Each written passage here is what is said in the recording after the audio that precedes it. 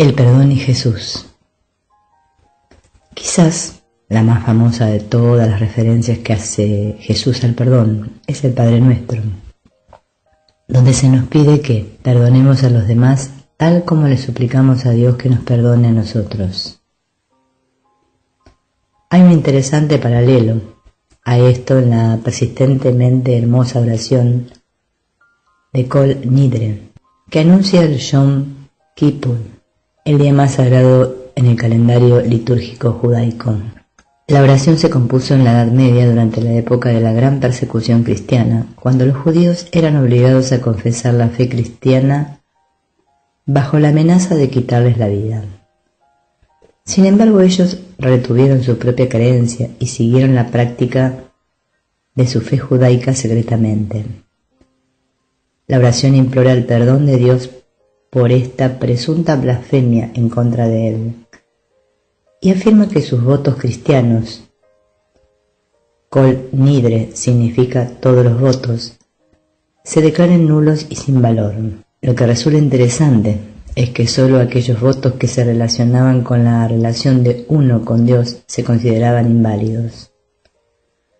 Aquellos pecados en contra del prójimo no se podían remediar excepto deshaciéndolos directamente con el otro. El mismo principio sirve de fundamento a la enseñanza de Jesús acerca del juicio.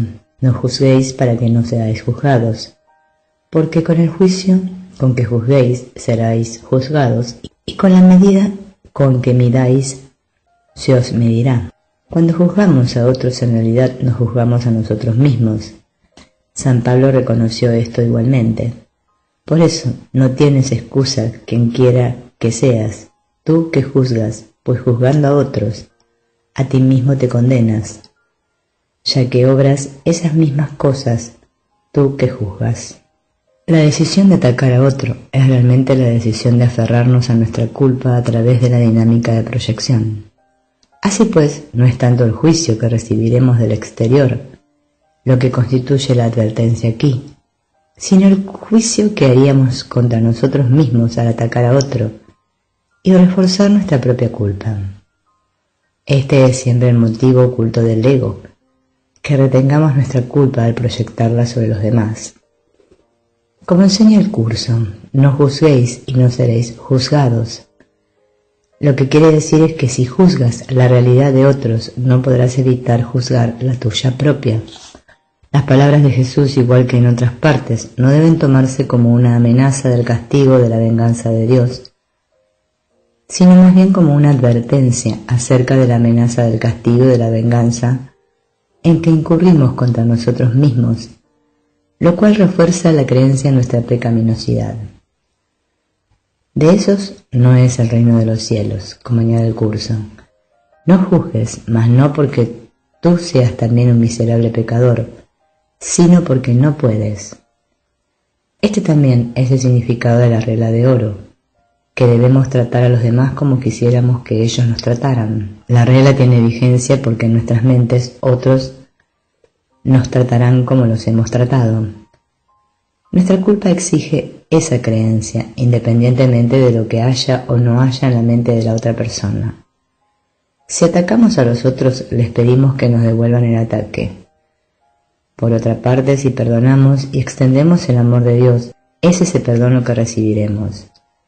Parafraseando la segunda lección del Espíritu Santo en el curso, para que tengas perdón, enseña perdón de modo que lo aprendas.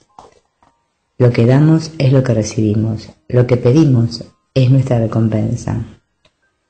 Los milagros son recursos de enseñanza para demostrar que dar es tan bienaventurado como recibir. Como dicen las bienaventuranzas, bienaventurados los misericordiosos, porque ellos alcanzarán misericordia. El amor por los pecadores y los pobres. Anawim.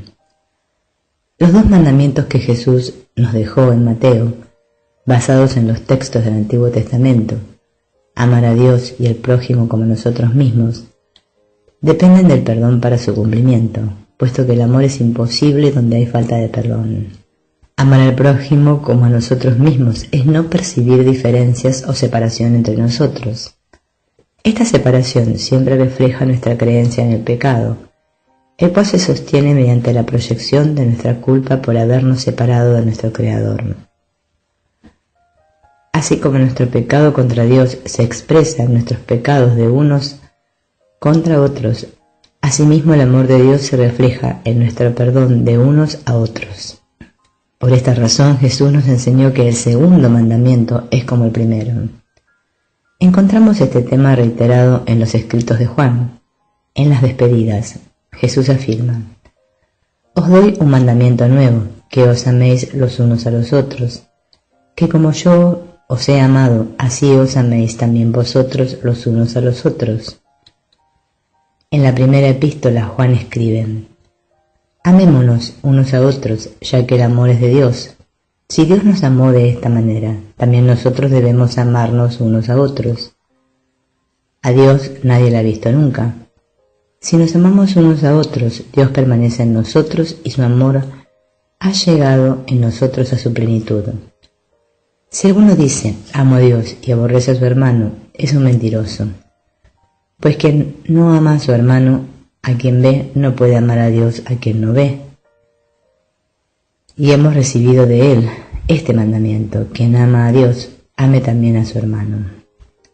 San Pablo repite el mismo mensaje a los romanos: «Amándoos cordialmente los unos a los otros, estimando en más cada uno a los otros. Con nadie tengáis otra deuda que la del mutuo amor, pues el que ama al prójimo ha cumplido la ley». Todos los demás preceptos se resumen en esta fórmula: amarás a tu prójimo como a ti mismo. La caridad no hace mal al prójimo. La caridad es, por lo tanto, la ley en su plenitud. Por lo tanto, debido a que Él es la encarnación viviente del amor de Dios, Jesús puede decir que, cuanto hicisteis a uno de estos hermanos míos más pequeños, a mí me lo hicisteis. Lo que nos hacemos unos a otros, sí se lo hacemos a Jesús, porque el velo de culpa que ponemos entre nosotros mismos y otros es el mismo velo que ponemos entre nosotros y Él. La culpa siempre se proyectará, y de este modo la protegeremos.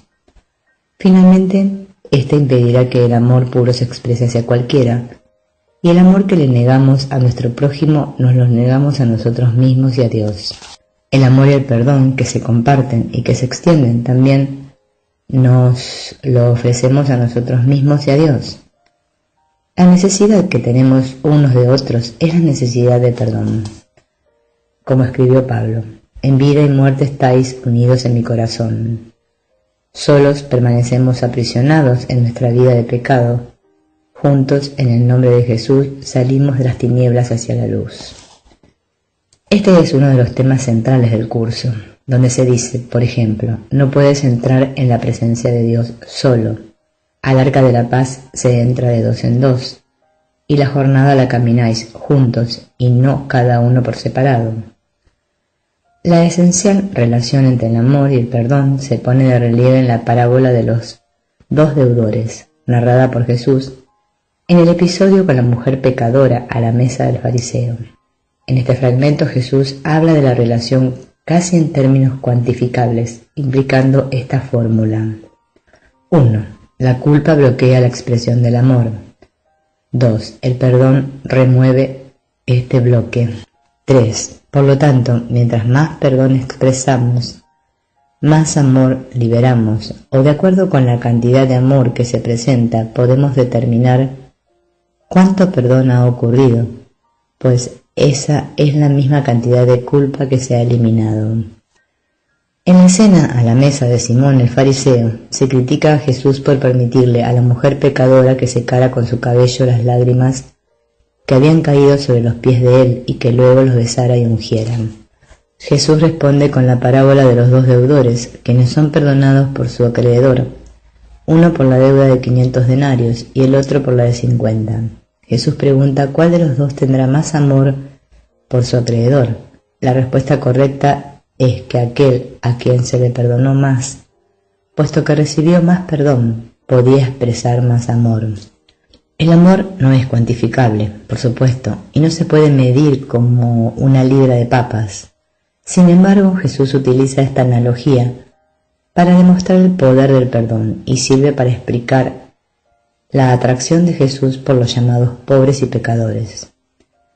Este es el grupo que se conoce como Anawim, la palabra hebrea que da origen a la que se utiliza en la segunda bienaventuranza y que a menudo se traduce como manso o humilde.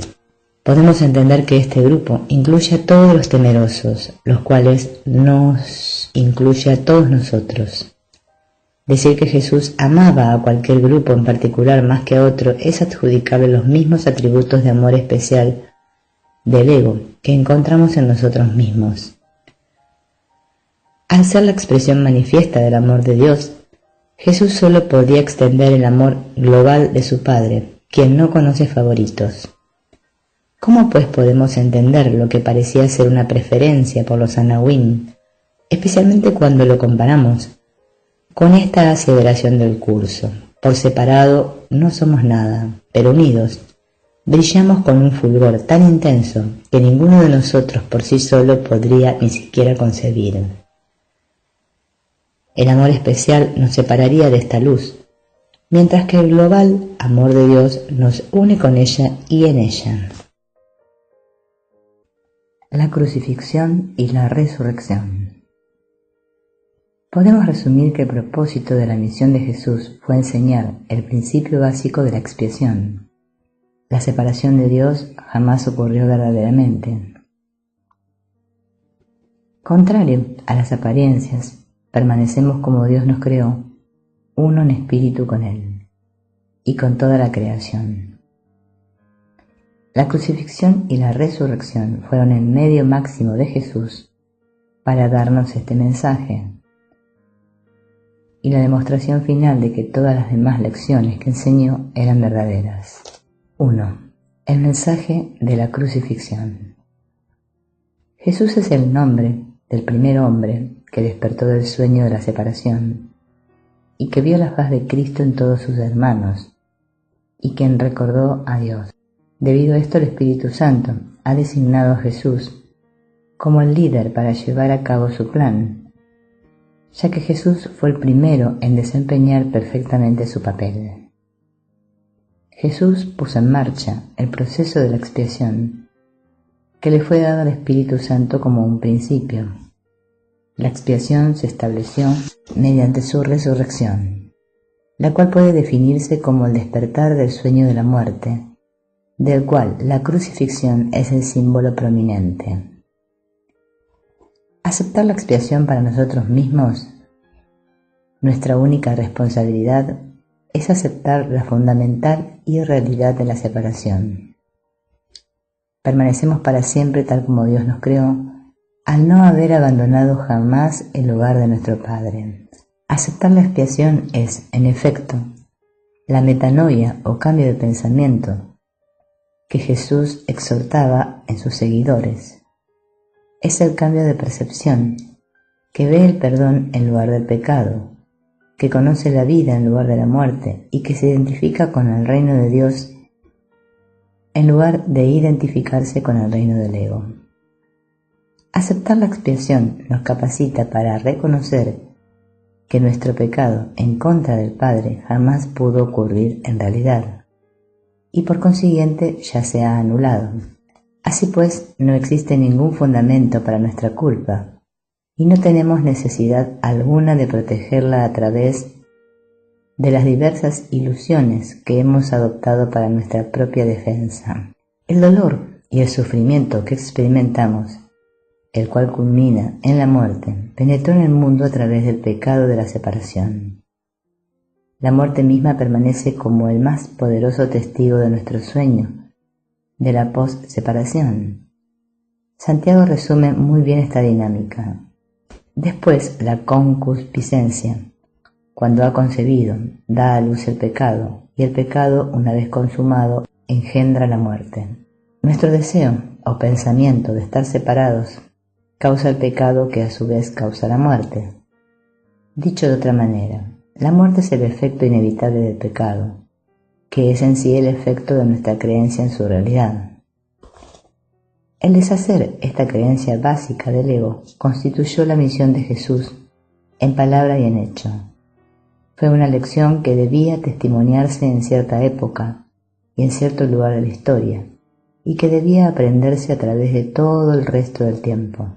Una lección que Jesús enseñó una vez en su vida terrenal y que enseña para siempre en su vida de resurrección. La suya fue la misión que dio cumplimiento a las palabras de Isaías. Consumirá en este monte el velo que cubre todos los pueblos y la cobertura que cubre a todas las gentes. Consumirá la muerte definitivamente.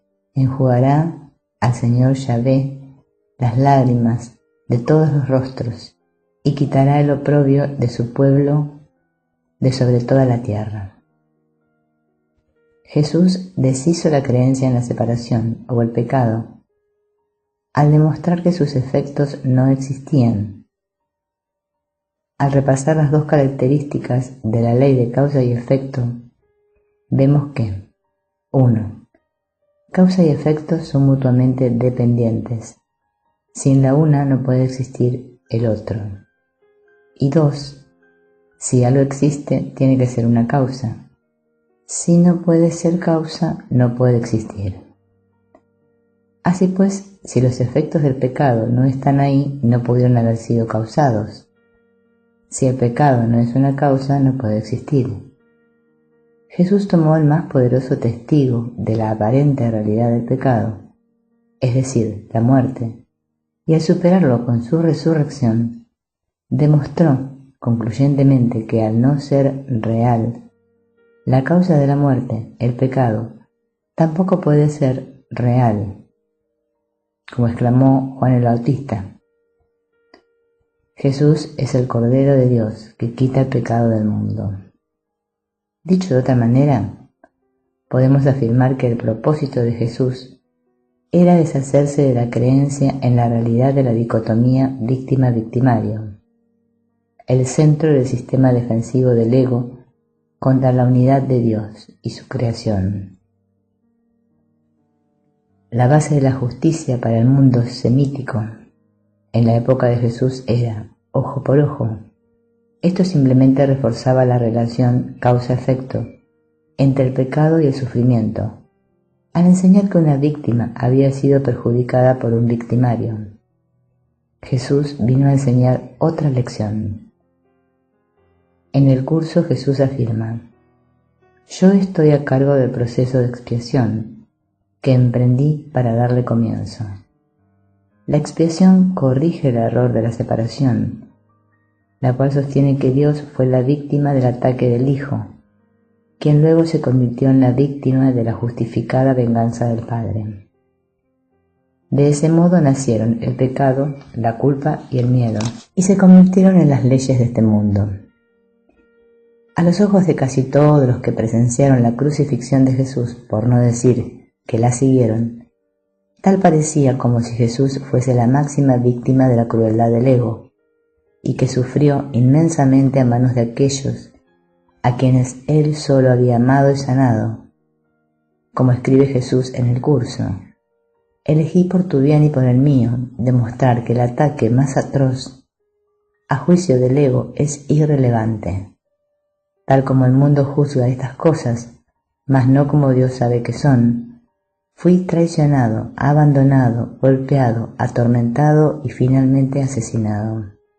En toda la historia uno no puede imaginar un individuo más justificado en identificarse a sí mismo como una víctima inocente del cruel, mal agradecido mundo.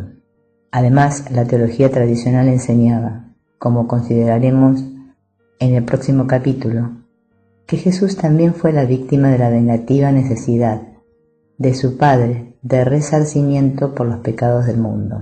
No obstante, Jesús no compartió la evaluación que el mundo hizo de él, más bien ofreció una interpretación diferente del ataque, y de ese modo pudo enseñar que la agresión más atroz no tuvo efecto en él.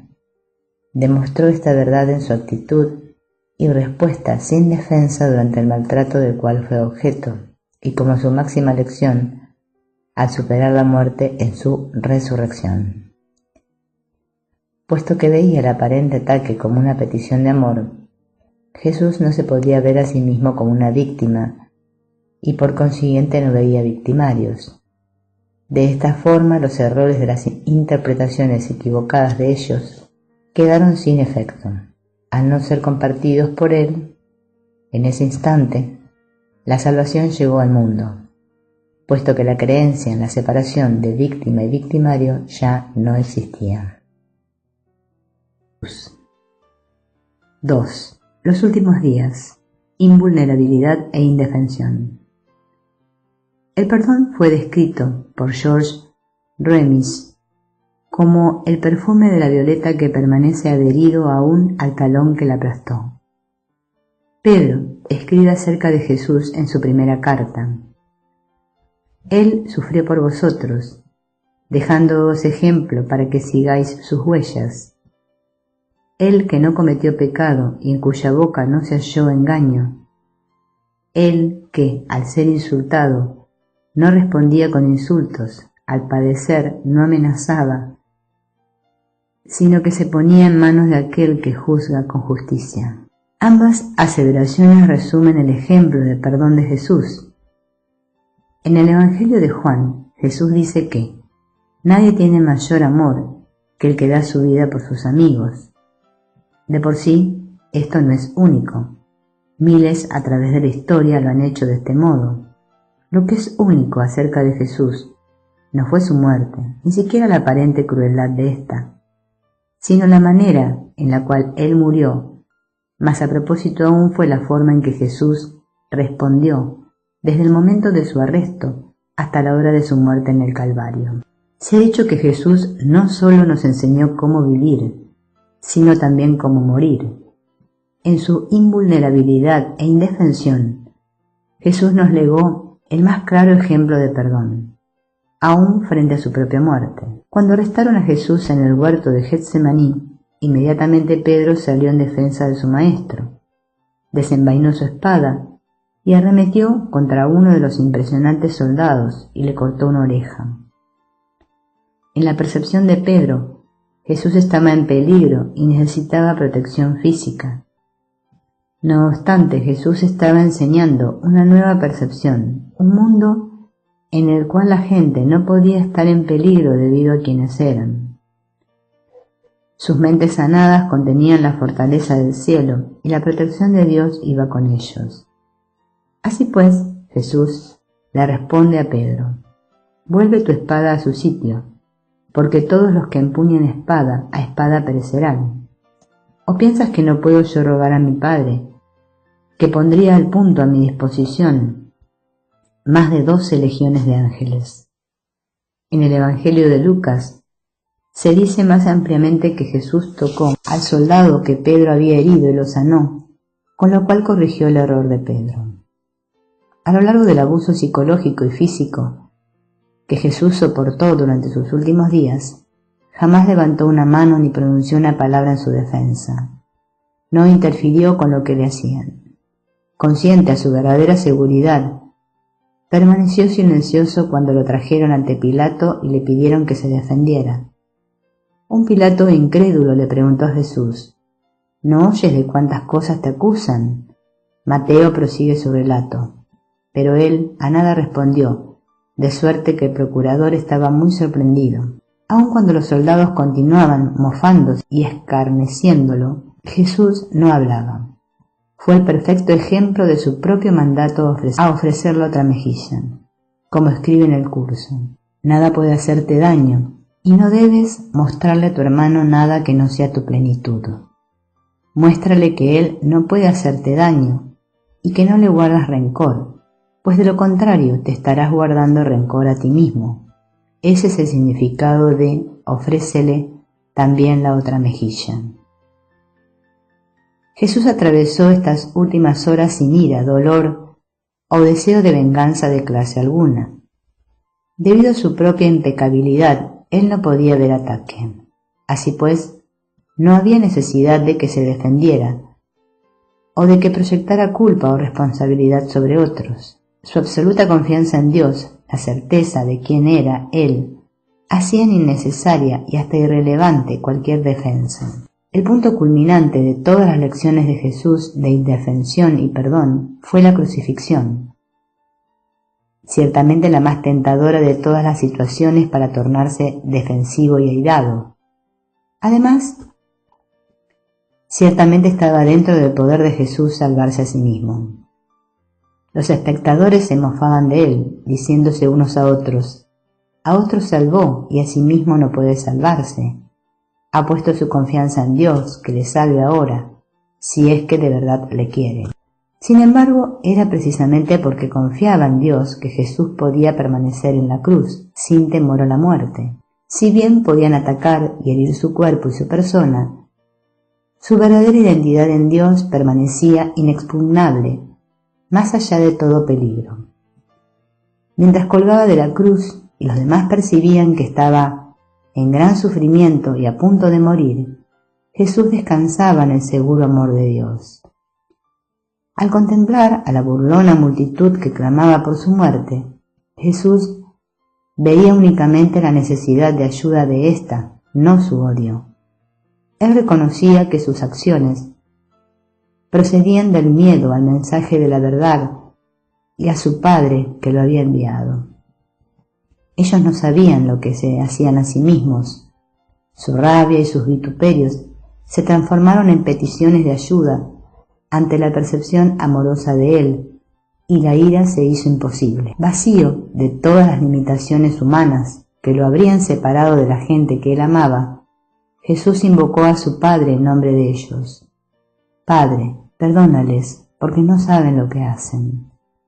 Esta súplica por el perdón a la gente que estaba delante de él brotó de ese amor, a través de la visión de toda la humanidad unida en el Padre, imposible de separar por el miedo y la culpa, que habrían desmentido la verdad fundamental de la unidad de la creación. En este único acto de amor se resumió su mensaje. En ese único instante el mundo se transformó. La luz del perdón había llegado al fin al mundo de la oscuridad. 2. Los últimos días. Invulnerabilidad e indefensión. El perdón fue descrito por George Remis como el perfume de la violeta que permanece adherido aún al talón que la aplastó. Pedro escribe acerca de Jesús en su primera carta. Él sufrió por vosotros, dejándoos ejemplo para que sigáis sus huellas. Él, que no cometió pecado, y en cuya boca no se halló engaño. Él, que al ser insultado no respondía con insultos, al padecer no amenazaba, sino que se ponía en manos de aquel que juzga con justicia. Ambas aseveraciones resumen el ejemplo de perdón de Jesús. En el Evangelio de Juan, Jesús dice que nadie tiene mayor amor que el que da su vida por sus amigos. De por sí, esto no es único. Miles a través de la historia lo han hecho de este modo. Lo que es único acerca de Jesús no fue su muerte, ni siquiera la aparente crueldad de ésta, sino la manera en la cual él murió. Mas a propósito aún fue la forma en que Jesús respondió desde el momento de su arresto hasta la hora de su muerte en el Calvario. Se ha dicho que Jesús no solo nos enseñó cómo vivir, sino también cómo morir. En su invulnerabilidad e indefensión, Jesús nos legó el más claro ejemplo de perdón, aún frente a su propia muerte. Cuando arrestaron a Jesús en el huerto de Getsemaní, inmediatamente Pedro salió en defensa de su maestro. Desenvainó su espada y arremetió contra uno de los impresionantes soldados y le cortó una oreja. En la percepción de Pedro, Jesús estaba en peligro y necesitaba protección física. No obstante, Jesús estaba enseñando una nueva percepción, un mundo en el cual la gente no podía estar en peligro debido a quienes eran. Sus mentes sanadas contenían la fortaleza del cielo y la protección de Dios iba con ellos. Así pues, Jesús le responde a Pedro: «Vuelve tu espada a su sitio, porque todos los que empuñen espada, a espada perecerán. ¿O piensas que no puedo yo rogar a mi Padre, que pondría al punto a mi disposición más de 12 legiones de ángeles?» En el Evangelio de Lucas se dice más ampliamente que Jesús tocó al soldado que Pedro había herido y lo sanó, con lo cual corrigió el error de Pedro. A lo largo del abuso psicológico y físico que Jesús soportó durante sus últimos días, jamás levantó una mano ni pronunció una palabra en su defensa. No interfirió con lo que le hacían. Consciente de su verdadera seguridad, permaneció silencioso cuando lo trajeron ante Pilato y le pidieron que se defendiera.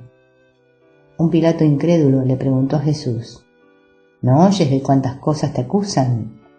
Mateo prosigue su relato, pero él a nada respondió, de suerte que el procurador estaba muy sorprendido.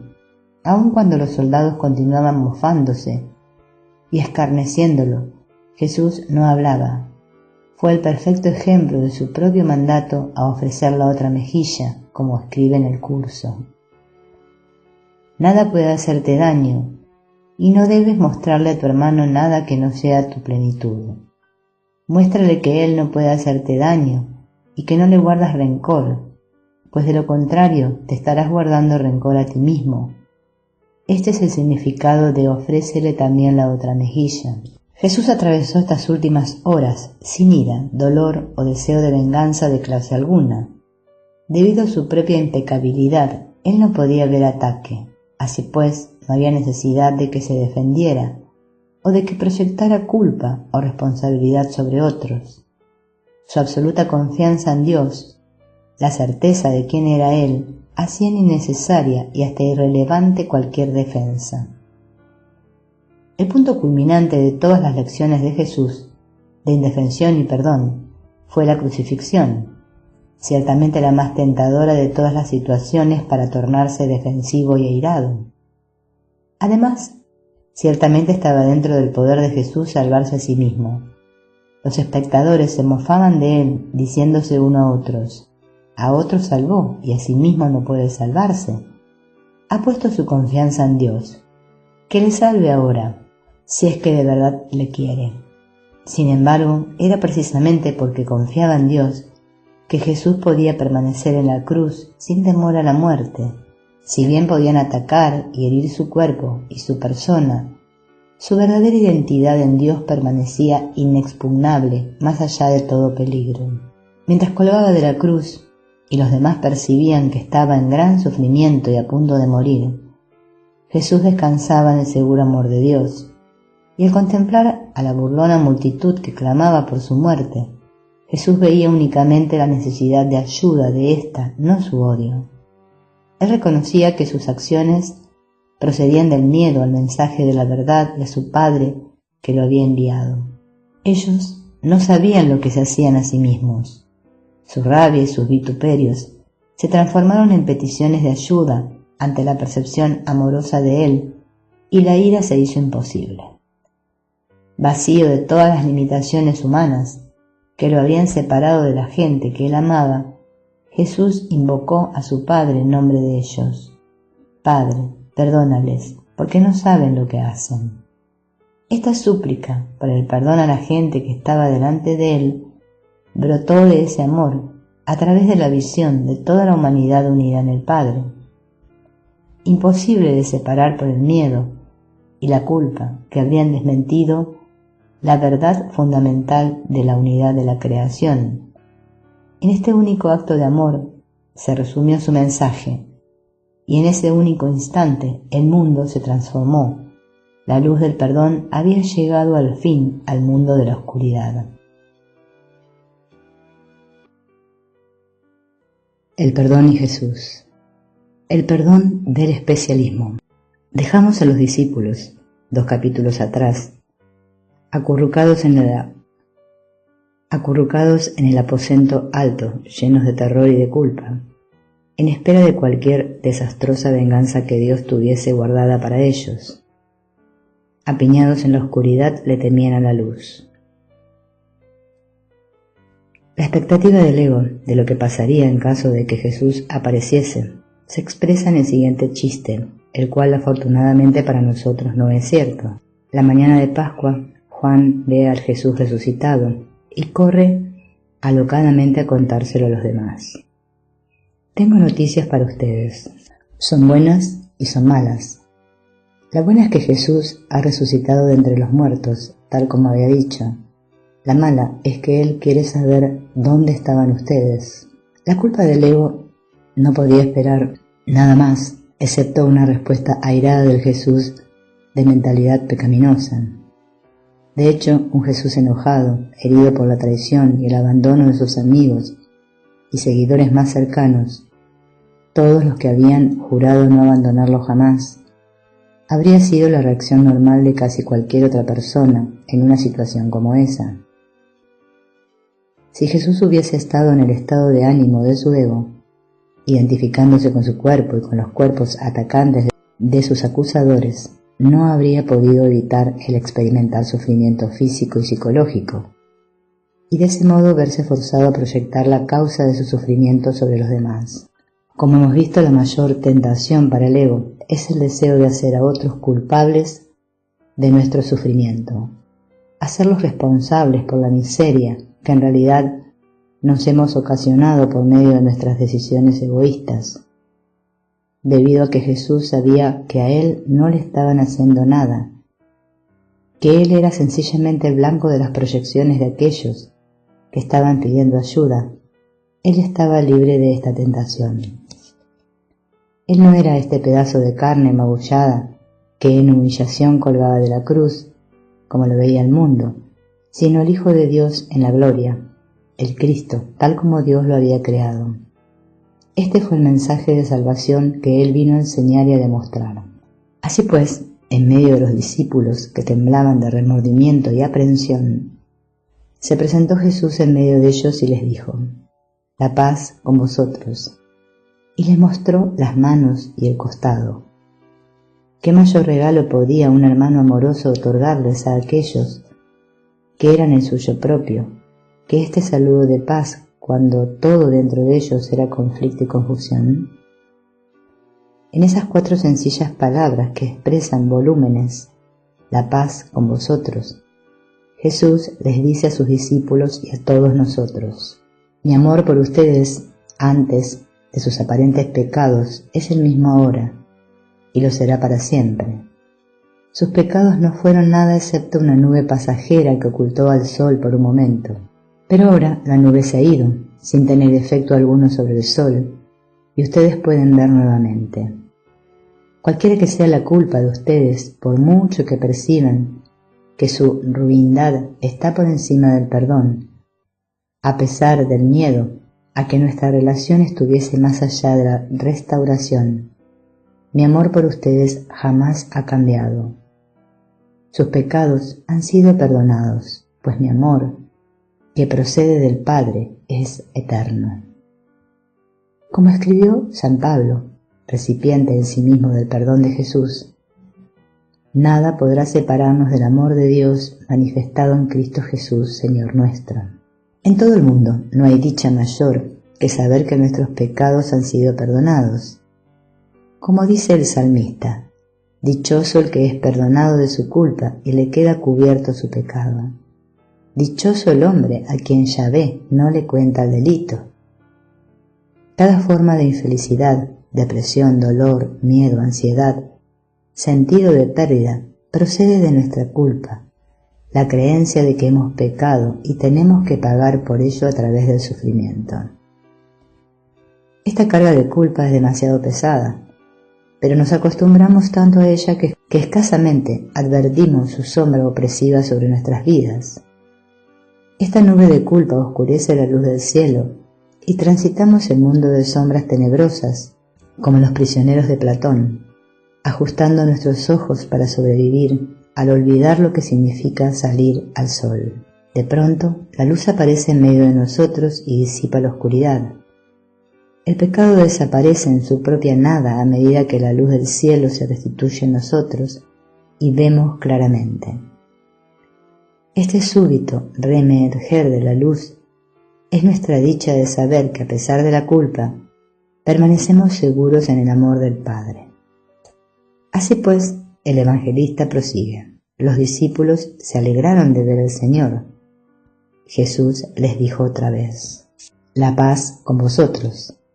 La dicha que emana del perdón no es la que proviene de satisfacer nuestras necesidades egoístas, donde el sentirse bien es en realidad la dicha del ego, al haberse defendido exitosamente por medio del especialismo en contra de la amenaza de Dios. La dicha verdadera, así como su contraparte, la paz, procede únicamente de nuestra liberación de las cadenas del ego. El perdón, nuestra única verdadera necesidad, hace que esta dicha en nosotros sea completa, tal como se describe la visión del perdón en el curso.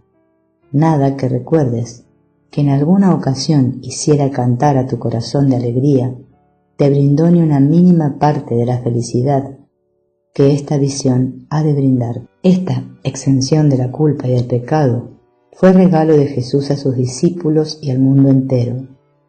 Él nos condujo a través del valle de sufrimiento y de muerte del ego hacia la dicha, la paz y la luz que están en la otra orilla. Cada uno de nosotros, cada cual a su modo, se enfrenta continuamente a las experiencias de identificarse con la víctima o con el victimario en nuestros egos, y Jesús es el perfecto modelo para este viaje a través de las ilusiones de ataque, de sufrimiento y de muerte. ¿Cuán tentador resulta al sufrir exclamar ante aquel que parece atacarnos o acusarnos: «Mírame, hermano, por tu culpa muero»? De esta manera, nuestra inocencia está aparentemente garantizada y se establece para siempre en el pecado de los demás, sellada por la culpa que procuramos imponerles. En un importante mensaje que citamos anteriormente, el curso enseña que bajo nuestro rostro de inocencia yace el rostro que acusa al mundo. Yo sé la cosa que tú has hecho de mí, y al contemplarme quedas condenado por causa de lo que soy. Mientras permanezca algo de culpa en nosotros, algún vestigio de la creencia en nuestra pecaminosidad, es imposible evitar la proyección, por sutil que sea su forma de expresión. La culpa que experimentan los otros es reforzada por la culpa que procuramos proyectar hacia los demás, y que nos ata a todos con las cadenas del miedo y del odio. Cuán llena de culpa debe haber estado la mayoría de la gente que presenció el asesinato por crucifixión de este hombre inocente, o la gente que huyó horrorizada de este testimonio de su propio pecado. Cuán fácilmente tiene que haber sido el albergar esta creencia en su propia pecaminosidad, reforzada por los incidentes del Calvario. Cuánto debe haber procurado y hasta exigido esta gente la condenación que creía le sobrevendría de labios de este hombre que esperaba ser condenado con cada aliento que respiraba. ¿Cuánto, en realidad, pudieron estas personas haber evitado proyectar su culpa sobre él, al ver en sus piadosos ojos de inocencia la severa mirada del juicio, incapaces de aceptar que en verdad sus pecados habían sido perdonados? Cuán insoportable debía haber sido escuchar el mensaje de salvación y de amor que él proclamaba en cada acción suya. Y, finalmente, en las apariciones de su resurrección, cuán aparentemente imposible entender plenamente el mensaje máximo que redime al mundo y que contesta la pregunta formulada al comienzo de este capítulo.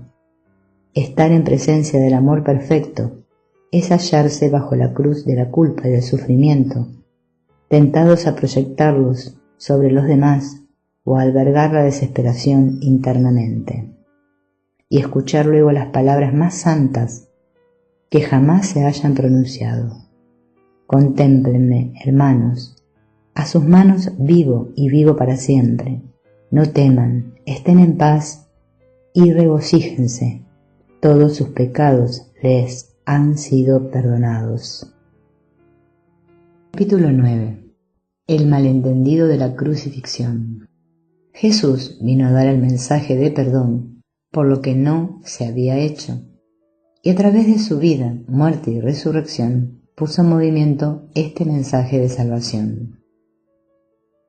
Era una lección de amor, cuyos frutos habrían de ser la unidad, la paz y la liberación del sufrimiento para toda la humanidad. Cuando estos frutos no parecen derivarse como a menudo no se han derivado a través de la historia cristiana, podemos concluir que hemos entendido mal y que no hemos aprendido la lección. La distorsión del presente. No debe ser sorpresa que la crucifixión se entendiera mal.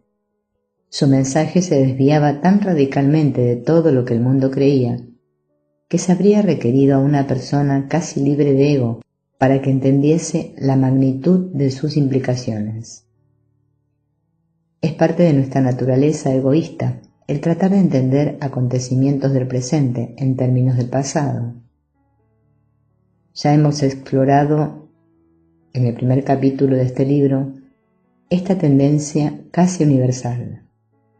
Si alguna vez pudiésemos estar completamente abiertos al presente, la expresión plena de lo que el curso llama el instante santo, el pasado desaparecería y con él nuestra total inversión en el ego.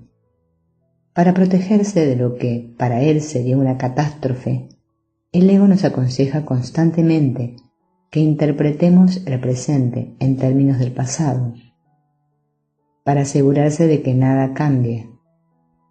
El presente y por consiguiente el futuro sencillamente reflejará lo que ya ha sido, y el ego descansa seguro para siempre en la telaraña de la culpa y del miedo que es su identidad.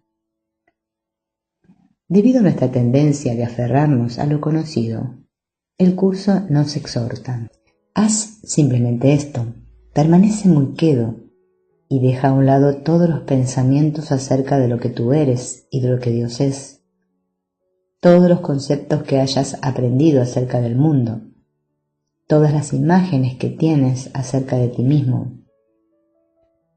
Vacía tu mente de todo lo que ella piensa que es verdadero o falso, bueno o malo, de todo pensamiento que considere digno, así como de todas las ideas de las que se siente avergonzada. No conserves nada. No traigas contigo ni un solo pensamiento que el pasado te haya enseñado, ni ninguna creencia que, sea cual sea su procedencia, hayas aprendido con anterioridad. Olvídate de este mundo, olvídate de este curso, y con las manos completamente vacías ve a tu Dios. Jesús vino a enseñarnos que estábamos equivocados acerca de todo lo que jamás habíamos creído acerca de nuestro mundo, de nosotros mismos, de Dios y de nuestra relación con Él.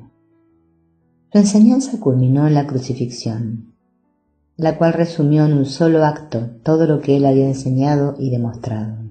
Si el mundo hubiese tenido oídos para escuchar, esta es la oración que habría escuchado desde el corazón de Jesús, pidiéndonos que nos uniésemos con Él, para que se hiciese la voluntad de nuestro Padre. Padre, no sabemos cómo llegar a ti, pero te hemos llamado, y tú nos has contestado. No interferiremos. Los caminos de la salvación no son nuestros, pues te pertenecen a ti, y es a ti a donde vamos para encontrarlos. Nuestras manos están abiertas para recibir tus dones. No tenemos ningún pensamiento que no pensemos contigo, ni abrigamos creencia alguna con respecto a lo que somos o a quién nos creó. Tuyo es el camino que queremos hallar y seguir, y solo pedimos que tu voluntad, que también es la nuestra, se haga en nosotros y en el mundo, para que éste pase a formar parte del cielo. Amén. Cuando Jesús resucitó aquella primera mañana de Pascua, la crucifixión, con sus aparentes sufrimientos, tenía que verse bajo una luz diferente. ¿Cómo podía estar vivo alguien que había sido asesinado? Esta fue la paradoja de la cruz con la que el mundo se confrontó. ¿Cómo podía haber amor en presencia del odio, fortaleza cuando todo lo que aparecía era debilidad, vida cuando solo existía muerte? No podemos admitir que sea igualmente cierta y que pertenezca al mismo orden de realidad.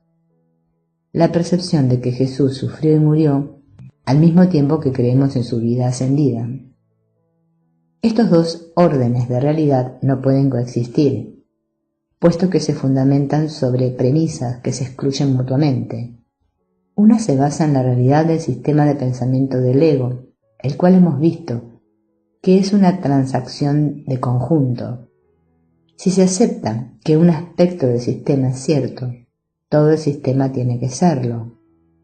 Central al mundo del ego es el cuerpo, y si se le adjudica realidad, se hace lo mismo con el dolor, el sufrimiento y la muerte. La resurrección, por otra parte, pertenece al sistema de pensamiento del Espíritu Santo, el cual sabe que lo falso es falso y que lo que es verdad jamás ha cambiado.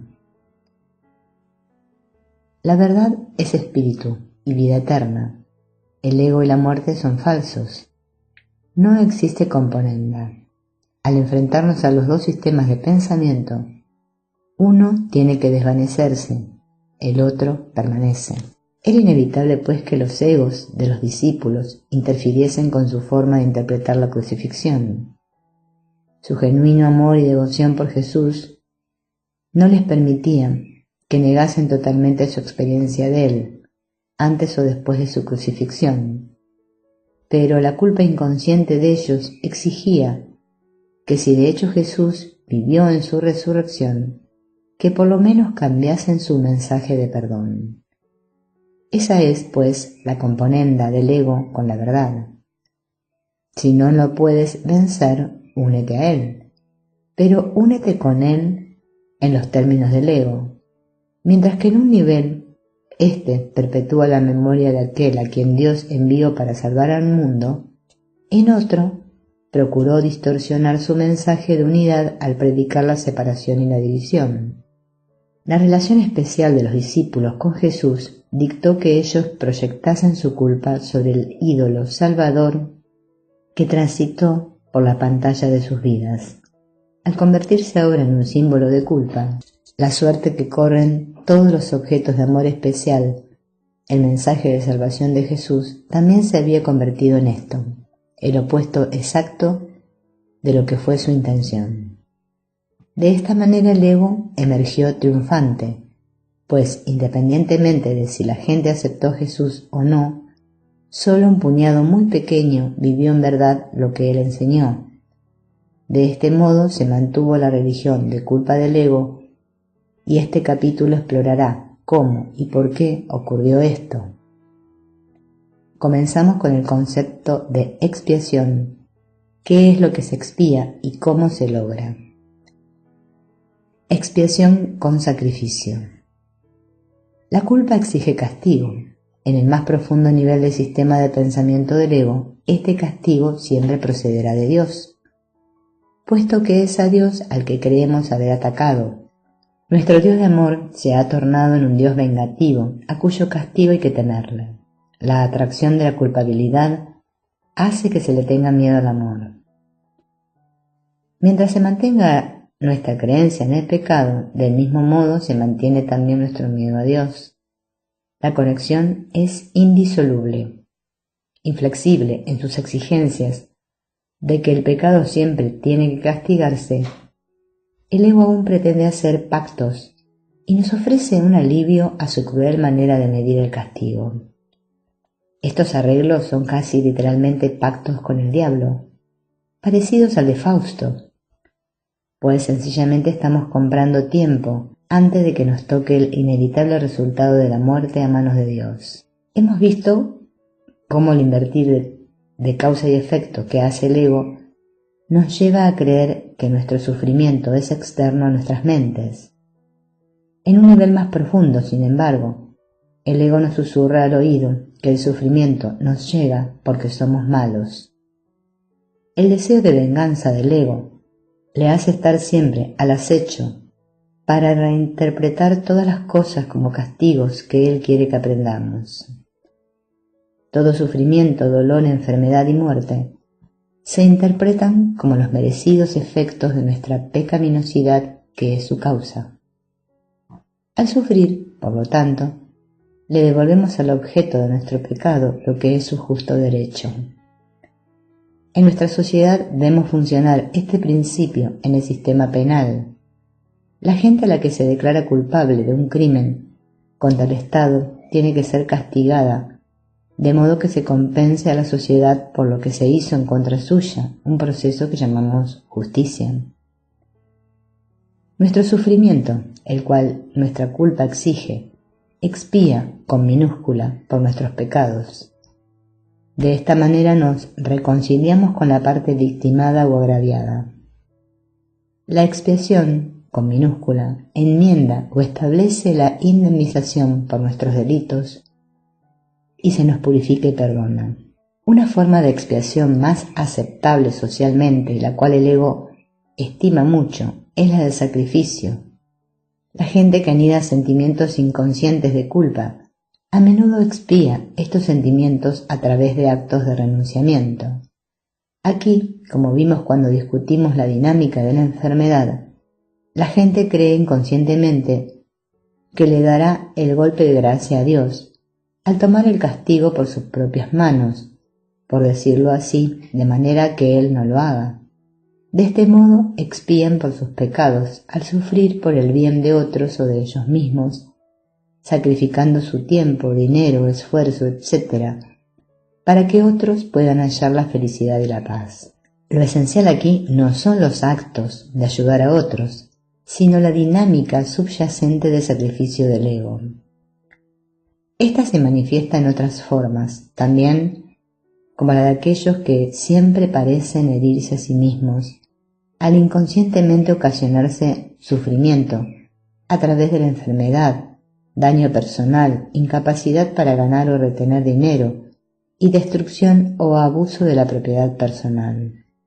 Un ejemplo prominente de esta destrucción son los automóviles, puesto que estos son un medio principal para movernos en nuestro mundo moderno. Se convierten fácilmente en símbolos del ego o en sus extensiones de nuestros seres egoístas, como se ven en los sueños, por ejemplo. Los automóviles, pues, se tornan vulnerables a nuestros intentos inconscientes de actuar en contra de nosotros mismos a través de accidentes que los dejan en estados de imposible reparación, etc. En su forma más extrema, el sacrificio de sí mismo se convierte en martirio, lo cual examinaremos a continuación. Está claro que dentro de este sistema de pensamiento Dios exige sacrificio.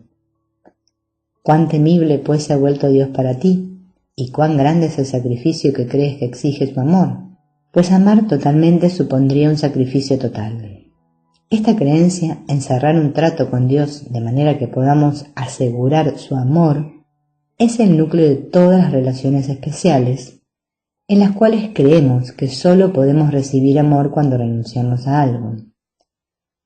El sufrimiento y el sacrificio son los regalos con los que el ego bendice toda unión.